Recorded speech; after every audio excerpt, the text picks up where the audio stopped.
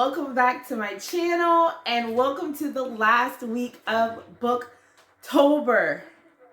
Now I know some of you are probably like, what happened to you last Saturday? Saturday? Yes, Saturday. I'm sorry, Saturday got away from me and I did not get to post, but I'm going to wrap up our Booktober chat today. I'm getting all like flustered today. So I didn't get a post on Saturday, so I'm sorry about that. But I am posting today, and I'll post the last two books I've read in the Twisted Tales series and tell you what my thoughts were. Now, did I get through all of the books? No, I didn't. But it's okay. So let me share with you the books that I didn't finish. So that's my first little stack here. And there are 5 books in the series I did not get to finish. The first being Unbirthday, which is the tale of Alice in Wonderland. Go the Distance, which is the tale of Hercules. What Once Was Mine, which is the tale of Rapunzel. The one y'all know I wanted to read. Almost There, the tale of Tiana, and When You Wish Upon a Star, which is the tale of Pinocchio. So I did not get to these 5 books in the series, but have no fear. They're on our list to read, and we'll get to them eventually. So these are the 5 I didn't get through. So let me talk to you first about the 2, or next about the 2 that I finished, and then we're going to talk about all of the books, all of my thoughts, and which ones I think you absolutely need to read. So which 2 did I finish this week? All right, let me pull them. I literally have a million different stacks in this one chair. So let me move these so I can actually sit properly and show you the last 2 books that I finished. So that's much better. Straight On Till Morning, which is the tale of Wendy Peter Pan. This is by Liz Braswell, and you guys know Liz is my girl. Every time she writes a book in the series, I absolutely love it. This one was pretty thick. This one was almost 500 pages. This one was 488 pages, but it was 488 pages of goodness. I really, really enjoyed reading it. The question is, what if Wendy first traveled to Neverland with Captain Hook? And the inside says, give me one moment. Now I'm back. I think I'm just used to the background sounds. I was just like, that's going to be so annoying to them. And I feel like I'm yelling. Okay. So 16-year-old Wendy Darling's life is not what she imagined it would be. The doldrums of an empty house after her brothers have gone to school, the dull parties where everyone thinks she talks too much, and the fact that her parents have decided to send her away to Ireland as a governess, it all makes her wish things could be different. Wendy's only real escape is in writing down Tales of Neverland. After nearly meeting her hero, Peter Pan, 4 years earlier, she still holds on to the childhood hope that his magical home truly exists. She also holds on to his shadow. So when an opportunity to travel to Neverland via pirate ship presents itself, Wendy makes a deal with the devil. But Neverland isn't quite the place she imagined it would be. Unexpected dangers and strange foes pop up at every turn, and a little pixie named Tinkerbell seems less than willing to help. But when Captain Hook reveals some rather permanent and evil plans for Neverland, it's up to the 2 of them to save Peter Pan and his world. So let me tell you, this book was really all about Wendy. Peter Pan was important, of course, because he drove the story, but it really focused on Wendy really trying to figure out what she wanted to do with her life. And I like the way Liz does it because she completely changes throughout the story, growing strength and actually being able to identify that she doesn't have to run away to escape her problems. And, you know, Liz throws in a little activism for women here. So definitely a good book to read. What I also liked about it is everybody wasn't exactly how you would think they would be. Captain Hook even wasn't exactly how he would have been or you would think he would be. And he has more of a heart in some cases. It also touches on mental illness in here, loyalty, and just how even though you have the pirates, you have the Lost Boys, you have Tinkerbell, you still have groups of people being loyal to and caring about one another's health in their life in their own special way. So I highly recommend this book. I really enjoyed reading it. It is a long one, but it keeps you very, very interested. So yes, love this book. The last one in the series that I finished is So This Is Love. And quite honestly, I don't know if I thought I would enjoy this. One, this is by Elizabeth Lim. And y'all know she wrote Reflection. And I wasn't that big of a fan. But she redeemed herself. This book is good. I literally read it in 2 days. 2 days. Read this book. And I did not want to put it down.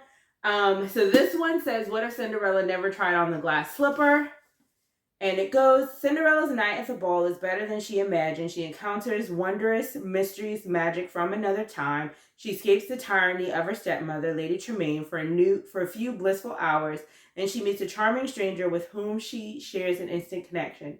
The next day, Cinderella learns that the Grand Duke is searching for a mysterious princess who left behind the glass slipper, and she dares to hope for a better future. That is until Lady Tremaine intervenes. Unable to prove that she's the missing princess and unable to bear life under Lady Tremaine any longer, Cinderella attempts a fresh start looking for work at the palace as a seamstress. But when the Grand Duke appoints her to serve under the king's visiting sister, Cinderella becomes witness to a grand conspiracy to take the king and the prince out of power, as well as a long-standing prejudice against fairies, including Cinderella's own fairy godmother. Faced with questions of love and loyalty to the kingdom, Cinderella must find a way to stop the villains of past and present before it is too late. First of all, this is better than Cinderella, the original Cinderella. I would watch this movie anytime. I absolutely love it. It's about, her finding her own way. And I like the way through the story, she has choices. She thinks about things. It's not just some of it you expect, but she thinks about why she wants to do a certain thing, and she thinks about herself, which kind of in the fairy tales is kind of like, oh, I want this happily ever after, blah, blah, blah. But, she definitely does think about herself in the situation. I like the way she's able to create friendships, and those people are able to support her. Even people that throughout the story you may not know actually would be supporting her as a person. And of course, we love a good little conspiracy and a little mystery to solve and somebody to take down. And that all happens here. The other thing I like about this book is that it keeps you engaged. Like, I literally was like looking pages ahead because I needed to know what was going to happen. Thankfully, Elizabeth made people smart, because I feel like sometimes in the books people are too dumb. Now, I did have to yell at Cinderella a couple times because I was like, girl, that's not the move. But I liked how she made people smart and wise. And, that definitely helped out in the fight. But absolutely love the story. It doesn't focus a lot on her. Of course, her story with her stepsisters are weaved in. But I like that the story is completely kind of removed from that, as that isn't the focus. Like her in the house and everything like that. Lady Tremaine, her stepmother was crazy.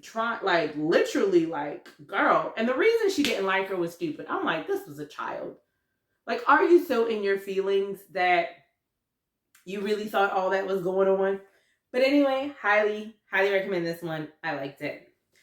So if I were to go through all the books, I'm going to tell you which ones I'm like, yes, absolutely read this. And you might let that sit on the shelf. So let's start back from the beginning. You guys already know A Whole New World, written by Liz Braswell, is an absolute, you have to read it.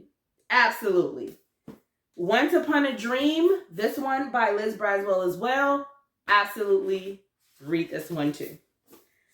Y'all already know As Old as Time. I didn't read this one during this challenge because I'd already read it. I already read it. It's the book that started it all by Liz Braswell. Absolutely. Reflection by Elizabeth Lim.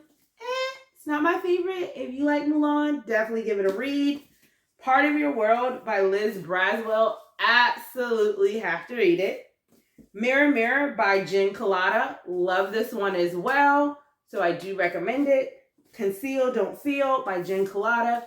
This one was cool as well. So, out of all these books that I have, and then don't forget the last two.